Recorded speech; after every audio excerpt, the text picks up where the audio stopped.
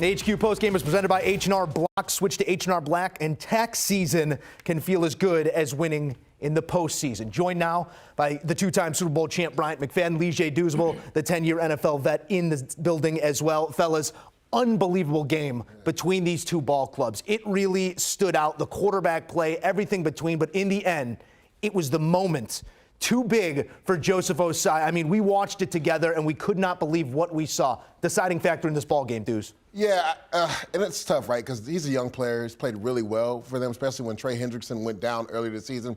But you have to understand the situational football, right? It's 3rd and 5. Patrick Mahomes is running out of bounds. There's 8 seconds left. You're not in range for Harrison Buckner to make a field goal. So no matter what, if they do put their offense back on the field and try to get a quick play, they can only try to throw it near the sideline to get out of bounds, because if they throw it in the middle of the field with no timeouts, the game is over. The clock is going to run out. So you have to understand, great hustle trying to, bring Patrick Mahomes down. When you get near that sideline, you got to pull up right there. Like, not only did you get to him, but then you pushed him when his feet were in the white. You pushed him into the bench. This is the NFL. Patrick Mahomes is the face of the NFL. They're throwing that flag 11 out of 10 times. So you just have to understand, and he'll learn from that. It's just unfortunate that it happened in a conference championship. He's got to wait till next year to rectify that. LeJay, something we hear all the time in the locker room on the sidelines. ME, mental errors. Mental errors will hurt you. And this was a big-time mental error that led to a makeable field goal by Buckner. Joe, you talked about it. If they didn't gain another yard, 60. It was a 60-yarder attempt. That's a difficult field goal. But because of that penalty, you made it a makeable field goal attempt, and the rest is history. I mean, the Bengals fought. They faced a lot of adversity in this ball game, and still was right there. That final play made the situation a lot better for Kansas City, and because of that, guess what? They're going to Arizona. I feel like we can get into the nuts and bolts of this game, some penalty flags, some clock management, all that was, but I just want to talk about Patrick Mahomes for a moment, because 5 years as the full-time starter of the Kansas City Chiefs, 5 AFC title games, heading back to the Super Bowl, already a Lombardi in his back pocket. Sustained success of this level, B-Mac, how do you categorize it? Greatness. Greatness, when you talk about being great at what you do the unthinkable sometimes, right? Let's go back to the NBA. My GOAT, Michael Jordan, right?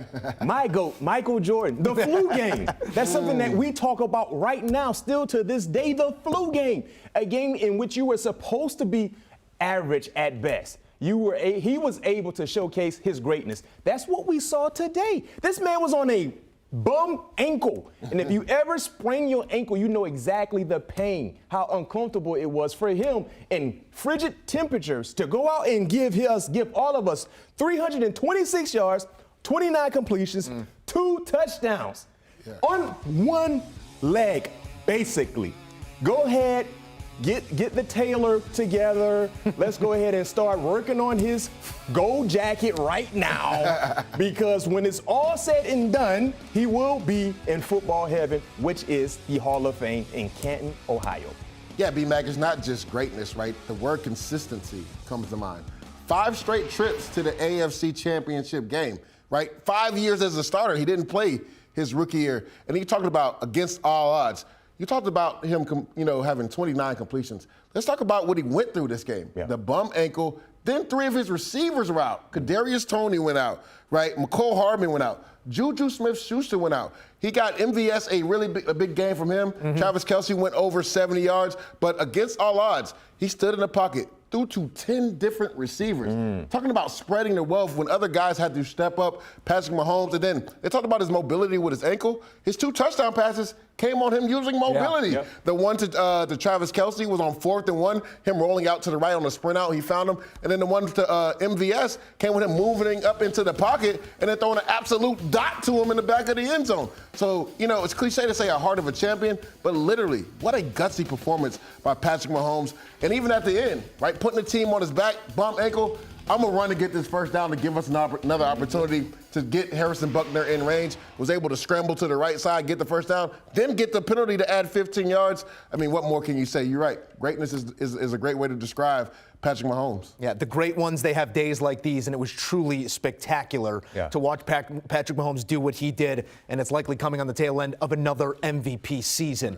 We talked about the error there, the penalty late in the game, and that was in many ways what decided this football game. Harrison Butker from 60, we could look at the numbers. He's a lot better from 45. Let's just leave it at that. But just big picture here, Dews, we talked about it all week, how little separated these two teams and what they're capable of. What was the separating factor in your eyes in this 60 minutes of football? It was a combination of situational football, because one thing we didn't talk about was the punt before that, right? Sky Moore has a big return because the punter didn't get any length on the ball. He outkicked his coverage. Sky Moore was able to get a big return that already put them in good field position to get a field goal at the end. And then the defensive line from Kansas City. Chris Jones, 3rd and long with the game on the line. They line him up on the right tackle, Adeniji. He gets the sack, gets his team off the field, and they punt the ball back to Patrick Mahomes, and the rest is history. So, to me, it came down to situational football, and then that defensive line from Kansas City continuing the hunt. We know that Steve Spagnuolo routinely likes to blitz,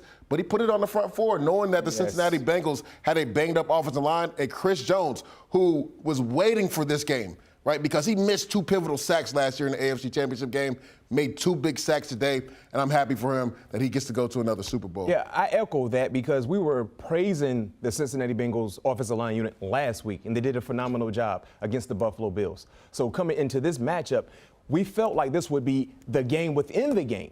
If they can dominate like they did last week, clearly Joe Burrow would have had a lot of success. But you talked about it, the domination that we saw from start to finish, led by Chris Jones. Everybody was taking turns meeting at the quarterback. You know, defensive coaches say this all the time. I need guys that can get home. You know what home is? In the pocket. Get home to the quarterback and find a way to seal the deal. The best closers do what? They close ball games. And Chris Jones was one of the best closers in this matchup tonight. And he found a way to get that playoff sack, because that's something he's been wanting for a long time, a prolific career so far, and he's continuing to add to his resume. Well, on the back end of this, we'll be treated to a Kelsey versus Kelsey Super Bowl. Call it the Kelsey Bowl. You're also going to get Andy Reid against his former team, the one he couldn't get over the hump with. So the storylines will be there, but in this moment, guys, you mentioned Burrow, B-Mac, and I want to say he did everything he could have done to get his team into the best spot to win this football game. But again, sacks do plague this team, and it comes on the tail end of injury. But for the second consecutive year, it's the guys in front of him not allowing him to make the plays when he needs to that limits this team. Yes. Do changes need to be made, or was this strictly the wrong injuries at the wrong time down the stretch for the Bengals? I mean, they made changes last offseason. They spent a lot of money to revamp the offensive line. And outside of that week 1 debacle against T.J. Watt, basically, because he just single-handedly dominated It did get better. It got better. Yeah. And then one injury. Then another injury. Then another injury. It's hard to overcome that. You can scheme up different plays and situational moments to help the guys, but when you're talking about playing good on good in late January, those issues will surface. So to answer your question, Joe, they made changes last offseason. And we saw the benefits from those changes. But unfortunately for the Cincinnati Bengals, they had key injuries at the wrong time to a significant unit for them on the offensive end. And Joe still was fighting. He still was fighting. But it was a tall task to ask of the guys that were filling in for the usual starters. Yeah, B-Mac, it's hard to overcome 3 starters on the offensive line literally getting hurt within the last 3 weeks of the season. We talk about Lyle Collins going down, Jonah Williams, your other offensive tackle, going down. And yet, to your point, Joe Burrow still fought. He literally was trying to will his team to victory. We were talking about this while we were watching the game. So many times on 3rd downs, he took off with the ball and got first downs. You know, Brian Callahan did a really good job. He threw in some quarterback draw for him, used his mobility, and that's what you have to do when you have a struggling offensive line. It's really hard to build that continuity with an offensive line when guys get hurt and they're thrust into action, especially when you're playing a defensive line that has a Frank Clark, who's one of the top guys getting sacks in the playoffs. You got Chris Jones, who's up for Defensive Player of the Year. So, Moose, it's hard to say you need to make changes. You just got to keep guys healthy at the right time. Yeah. We saw a little bit of bad luck from the 49ers, right? Question. 2 quarterbacks get hurt. that is it's almost impossible to overcome when that happens. And I say this all the time in regards to the game of football. It's not always just the best team that win it all. You have to be lucky. You got to be lucky sometimes. You got to be lucky, not just in regards to the injuries, but a ball need to bounce your way here or there. And that is especially when you're dealing with the 4 best teams in football. It's going to be the Chiefs, it's going to be the Eagles, and it's going to be good. Let's take a look at some of the numbers coming out of this one. And here's a special number. How many times can you make it to the Super Bowl? Well, when you got Pat Mahomes, a whole bunch. 2019, 2020, a year off and a year that ended in the AFC title game, and they're back where they belong, taking on the Eagles in the 2022-23 season. Do you want a sports network that delivers everything that matters about the game? The highlights, the picks, the instant analysis, no yelling, no fake debates, no politics. Hit the subscribe button and never miss a moment.